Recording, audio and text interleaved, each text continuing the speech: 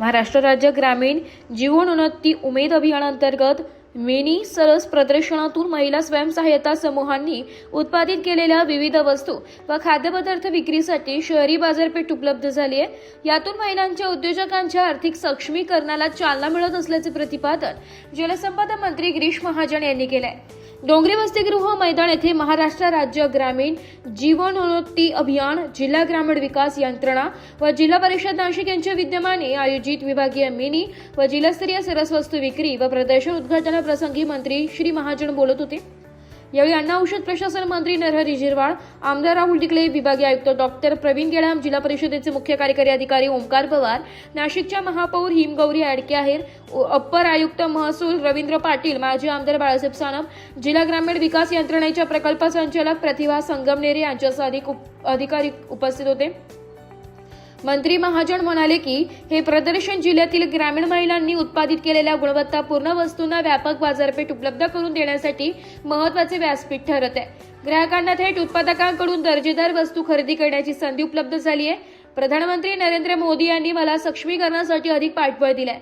महिलांसाठी उज्ज्वला गॅस योजना, जलजीवन मिशन, लखपती दीदी योजना यासारख्या अनेकविध योजनांच्या माध्यमातून महिला सर्व क्षेत्रात अग्रेसर आहे।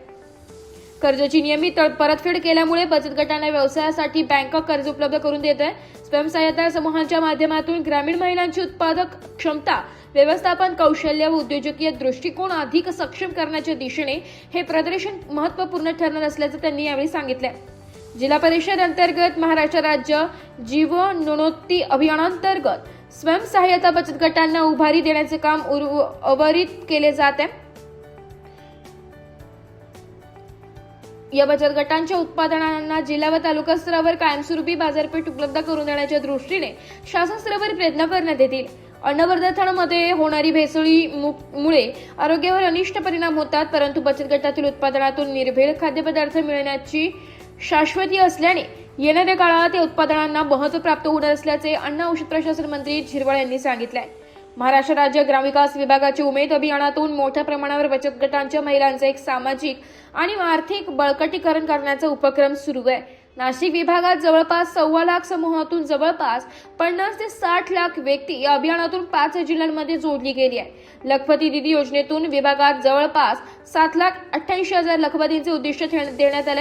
आतापर्यंत 5.5 लाख उद्दिष्ट पूर्ती झाली आहे। या उपक्रमांना त्याच ब्रँडिंग करणे, ऑनलाईन प्लॅटफॉर्म उपलब्ध करून देणे हे खूप महत्त्वाचं काम जिल्हा परिषद आणि मार्फत होत असल्याचं विभागीय आयुक्त गेडाम यांनी सांगितलं।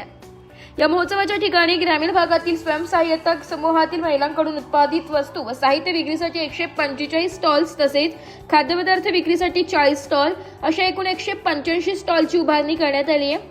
नाशिक जिल्ह्यात उमेद अभियानांतर्गत एकूण 31,785 महिला स्वयंसहायता समूह कार्यरत असून त्याद्वारे 3,04,583 कुटुंबे या अभियानाशी जोडले गेलेली आहे। महिला स्वयंसहायता समूहांच्या आर्थिक बळकटीसाठी शासनाने फिरता निधी ₹15,000 वरून ₹30,000 इतका वाढविलाय। नाशिक जिल्ह्यात आजपर्यंत 26,437 समूहांना 39 कोटी 65 लाख रुपयांचा फिरता निधी वितरित करण्यात आला असल्याचं जिल्हा परिषदेचे मुख्य कार्यकारी अधिकारी श्री पवार यांनी प्रास्ताविकात सांगितलंय। ब्युरो रिपोर्ट, नाशिक लोकशाही न्यूज, नाशिक।